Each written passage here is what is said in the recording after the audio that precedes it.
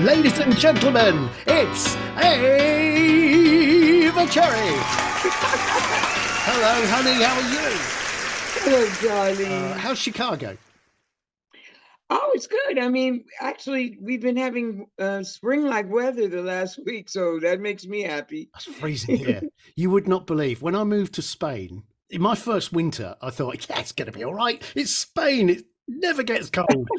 It does get cold there Terrible, too, yeah. terrible, terrible. Yeah.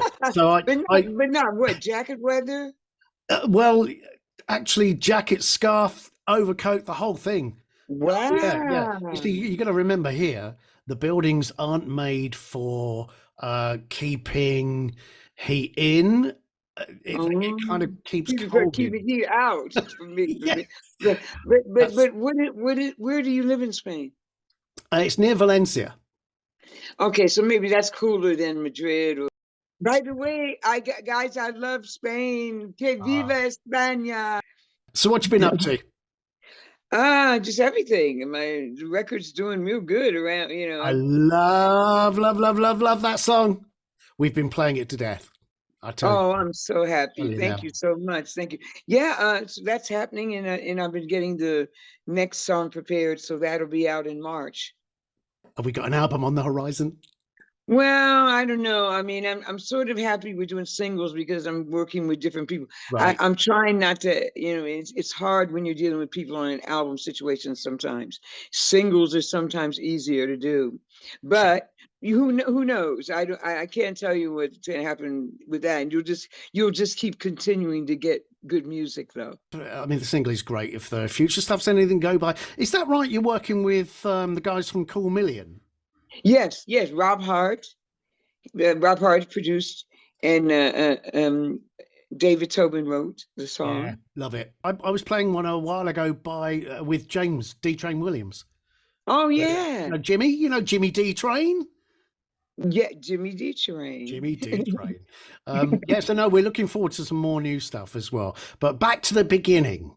How did it all start for you? You've probably been asked this a million times, but what do you I think? have, Doogie. I have, darling. I have been asked a million times, but well, I think I started like a lot of people do when I was a kid. I was admiring, all the artists at the time, Aretha and um, Motown stuff and all that. And I just I used to there's a place here in Chicago called the Regal Theater, what it used to be, the Regal Theater, and it was the most incredible place. It was on King Drive, and it was every other Sunday they had a roster of like 15 artists that are the top artists that ever were.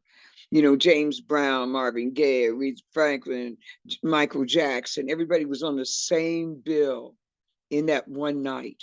And all of us kids after church on Sundays, we go running down there so you could get like front row seats and everything. And it was fantastic. And I would just sit there in my seat with my mouth open watching all the greats perform. It was amazing. What I've noticed is that jazz is coming up even more. Jazz has always been fantastic. Jazz has always been great, but it's remained the same over years because my dad was a jazz musician. But now it seems like R&B pop artists are incorporating jazz into their songs now, and it's really opening up. It's really good because I mean, on this with the sax, I mean, I got so many jazz people now that love me because of the saxophone in this record. Is another one that you've probably been asked, probably more than a million times.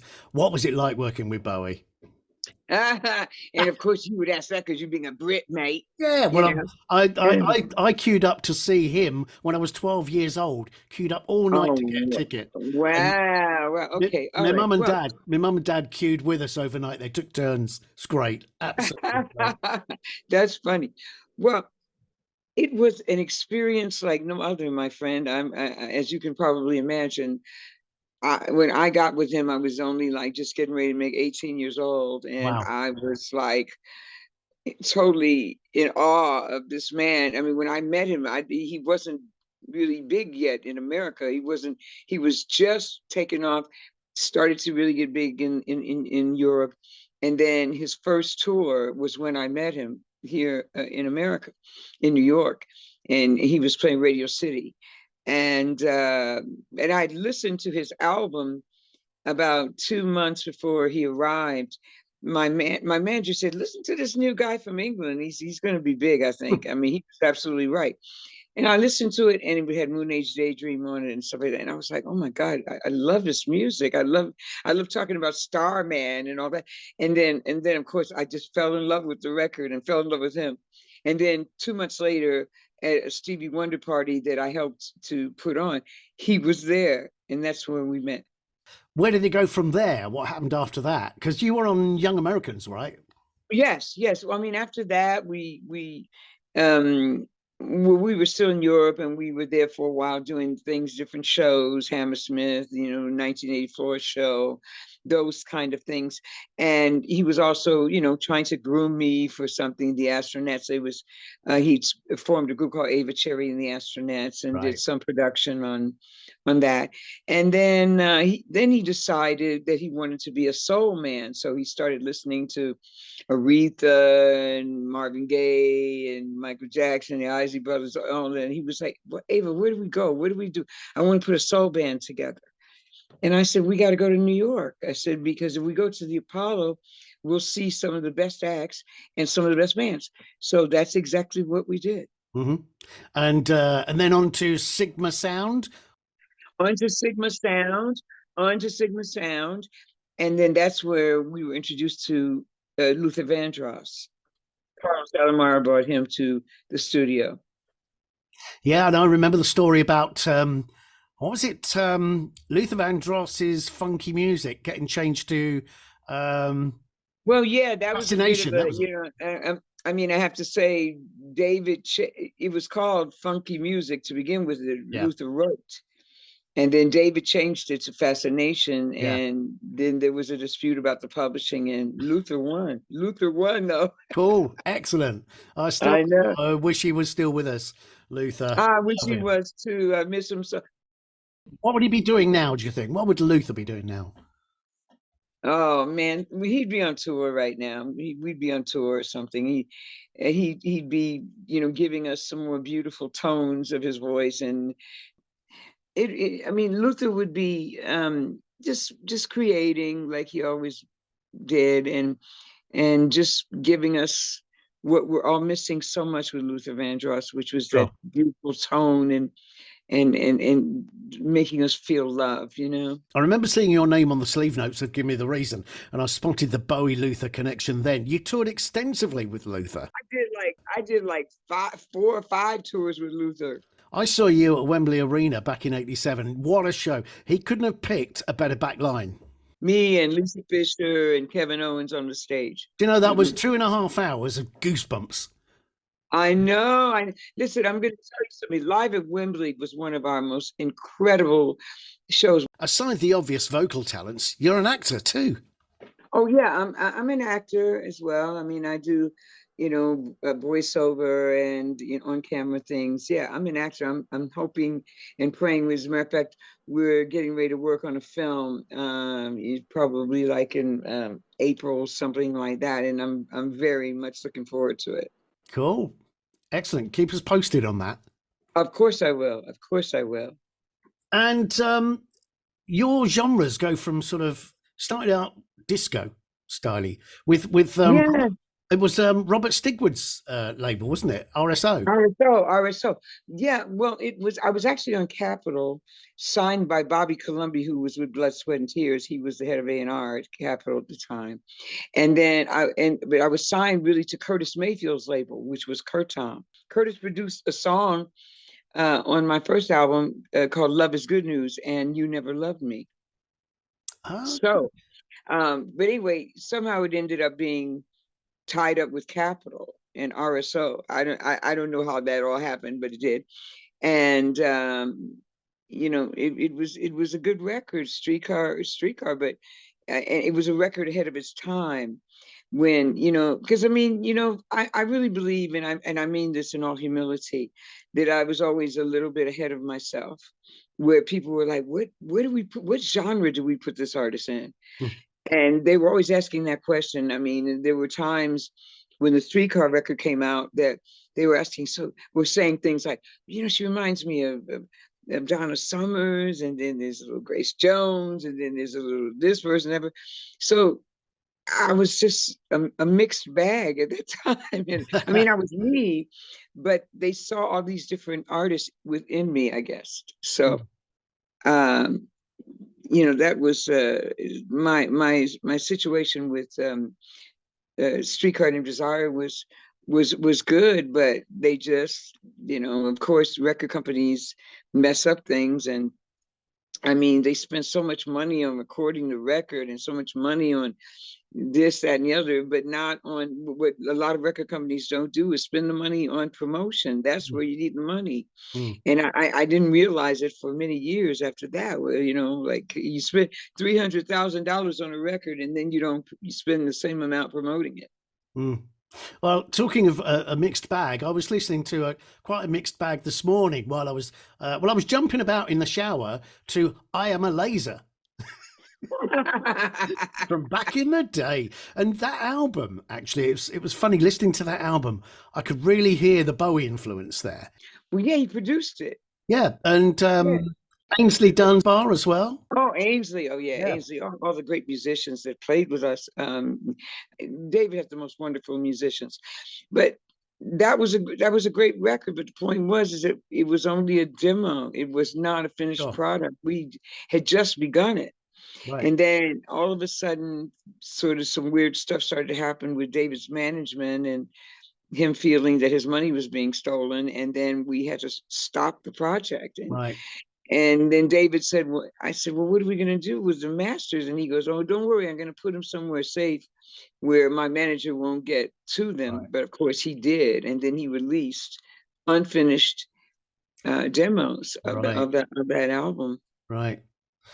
It's funny because after that, because that was kind of like almost psychedelic rock almost, but it then went to the album Picture Me, which I was also listening to this morning. What a great album! Oh yeah, I love Picture Me. Picture Me is one of my favorite albums. Did you enjoy that? It was typically, what was it, 1987, wasn't it?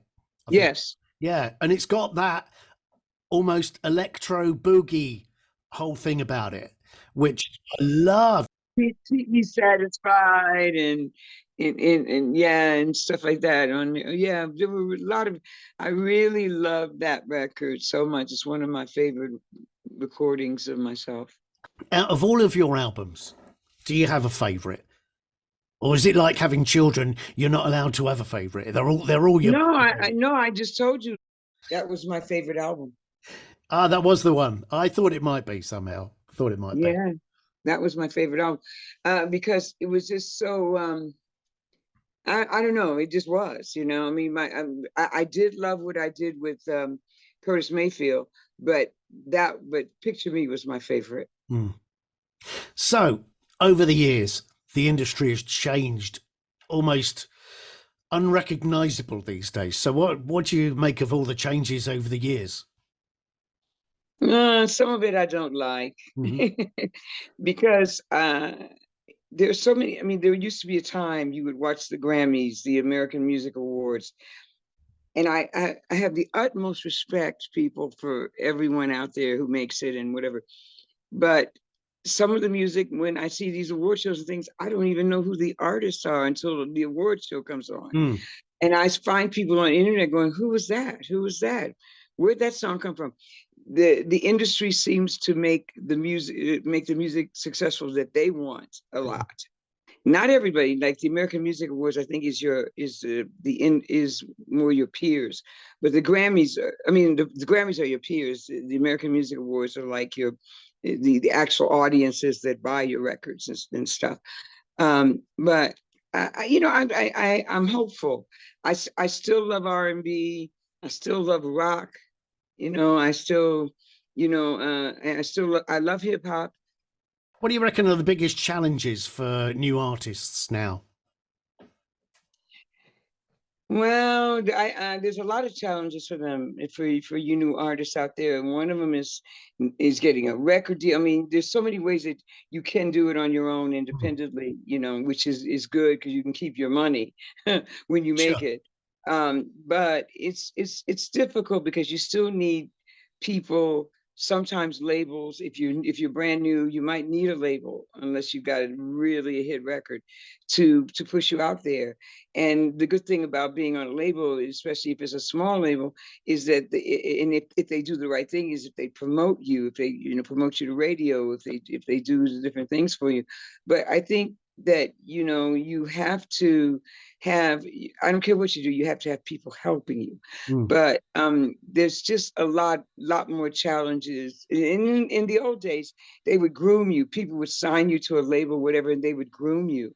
But now people aren't even groomed anymore. They just put your record out there, and it's not even, I don't know. I have mixed feelings. I'm hoping and praying that we go into a new era with music, and that it is respected in the way that I remember it when I was starting out in the business. Have you got a TikTok account? They keep trying to get me to get one.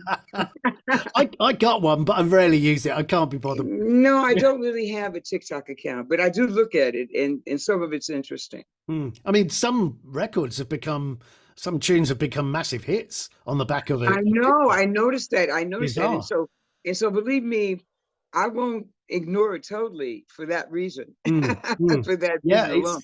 I guess it's the future. Yeah, Speaking of the yes. future, now, what about AI making music and writing songs for people? What do you Oh, think I about love that. I'm a songwriter. I mean, like the next thing that I release in March, it's going to be called So Delicious.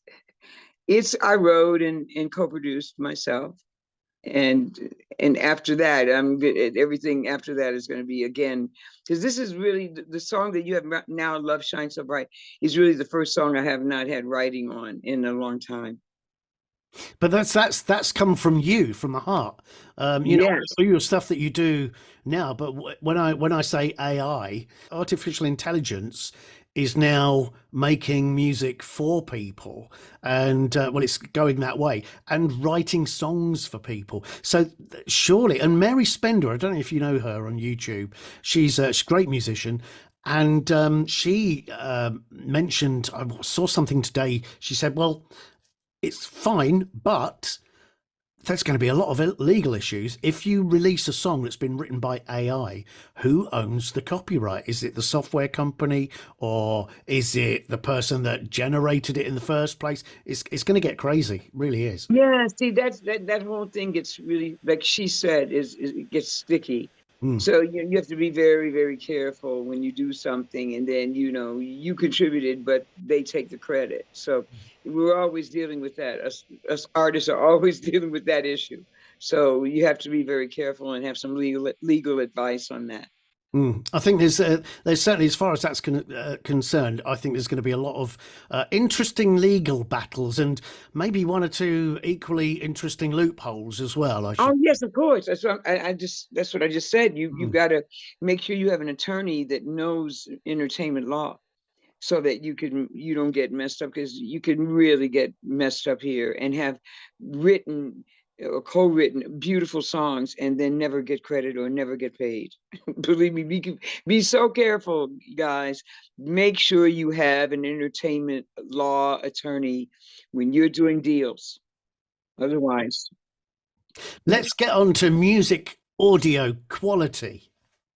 What do you think of the stuff? I mean, I feel sorry for the kids today that are being brought up on YouTube and Spotify, because that's not full frequency recording. It's compressed so much that they're not getting the full experience that we would have the got. full Monty. I know, and Exactly. I agree with you. I think some of it sounds so generic and um, tinny, Hmm. and compared to the way that we did music from back then. People like that I still admire, that tries to keep it there. I mean, even though he's an old school artist too, Sting. Yeah. because he's from the, not old school, but middle. Um, I was listening to a recording that he did, that How Fragile We Are. He was on stage, and Stevie Wonder came up and That's sang it with right. him. I remember that. Oh my Amazing. God. Oh my Amazing. God. Stevie Wonder killed that. Sting was looking at him like, did you write this song or did I write this song? Because it sounds like you wrote it. I mean, just songs like that.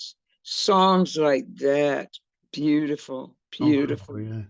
Speaking of audio and format, are you a new school girl? Do you go? I mean, Are we talking streaming here, or are you still vinyl, CD? What are you listening? Well, I'm sort of in the middle. Streaming because that's what's supposed to Sure, happen. sure. That they're saying that's what's supposed to happen anyway. I'm still kind of a CD girl, and I still love CDs and things like that. But of course, in this age that we're in, if you're an old school artist, you have to reinvent yourself. So if they're telling you streaming is you must be streaming too, then you must be, because you have to otherwise the only reason that you might have to conform there is that you may not get your record played. So, Yeah, you gotta go wherever you can to get that record played. That's what absolutely. it is, No, I guys. totally agree. Totally agree. But I'm lucky enough. I've still got a done. You can probably see them down there. That's just a bit of my vinyl there from back in the day. I have a lot of vinyl too. I have a whole case. Never get rid of your vinyl. I'm not, no, I have all my old records on Always. vinyl, cherry vinyl and all kind of stuff. Really. And And that was just something. I love to watch DJs spin on vinyl. I love it. I mm, love it so much. that's how I started. It was always vinyl when I started. Well, it Of wasn't even, course. wasn't even 12 inches. There was only 7 inches when I started. Wow. Yes, That's yes, so that's wow. old. Yeah.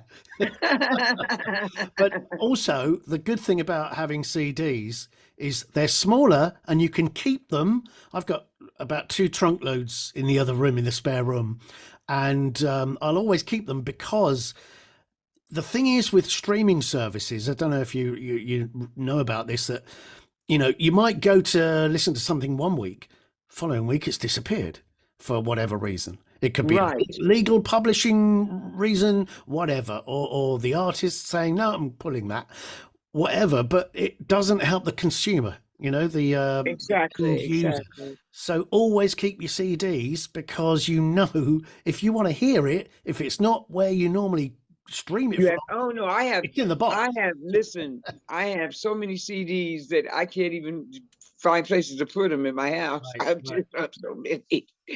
So I love CDs, and I've also gone back to writing where I did a song that wasn't released and I did it on CD, and then I was able to go back to it on the CD. Yeah. There you go. Yeah, Hmm. always a good reason to. And not only that, it's full quality. It's like, there's no compression. It's just as it should be. So that's good. You've been doing this for ages, music. How do you stay motivated? Well, I don't know. I mean, because when COVID happened, it kind of Ah, put cold water on everybody yep. being able to perform and everything. But I just love music so much, and I know that doing music and being creative musician is the way to stay happy. I mean, without music, I would die. I just would die. I just would lay down and die if I couldn't do Yeah. it. And so I actually did more writing while COVID happened. It kind of helped me to just have the time on my hands to be able to do that. And also my fans that love me, they just keep saying, give us more, give us more, give us more. So I just want to keep giving them more. And I feel as though my calling right now is to give people happiness through the music, as I always did anyway. And long may it continue, please. Thank you, darling. Thank you so much. Yeah, be looking out next month for my new single. Oh, yes. So delicious. You make sure we get a copy at BayRadio. Of course you will. We'll have that on straight away. All right, darling. Thank you so much. Thank you, Spain. I love Spain. I wish I could be in Spain right now. Drinking some sangria. Huh? One more tiny thing here that I've Of course, been meaning to ask you. If you could go back in time, what advice would you give to your younger self? If I could go back in time, I would say that I would have been more conscious of the business end of this music business. I would have been more conscious because I wasn't. I was so just wanting to do it and so just wanting to be creative that I didn't take care of the business. And sometimes I lost because I didn't do that. So if I could go back in time, I would definitely, and that's why I'm telling you all. Make sure your business is together. Even though you're creative, you've got to do business as well. And also I would say, when I was with David, sometimes I would want to work with other artists, other producers, and he was like, no. And I didn't insist, and I wish I had insisted. Right. So listen, kids, you kids out there in YouTube land, listen, Ava Cherry said it like it is. Take care of the business end yourself, or at least get aware of it. They are. Be aware of it, yes. And then you'll be cool. You'll have your creative and you'll have your money. Love you all. Mwah, mwah, mwah. Thank you so much. Just a quick mention for your book. Yes. It came out last year. Yes, All That Glitters. Please get my book. It's on Amazon. It just what it does, it documents me from when I started out in this business and when how close I am to my family and how much I love my mama and how much she encouraged me so much. She's such a focal point in this book. And then it just takes you on a journey with me until now. So please, All That Glitters. Available now from Amazon. They are good voiceover there for you. Yeah. Thank you, Dougie. Ava, it's been so lovely talking to you. Thanks ever so much for joining us. And give my love to Chicago. I will, mate. I will. I will, son. I'll be there. Will, mate. That wasn't pairs. All right, my darling. Hopefully, at some point, we could do this again and have a catch up. We will. I'll keep you posted on everything. Just sending love and peace to everybody. God bless you. God bless you, darling. I wanna ride on the rhythm, I don't ever wanna stop.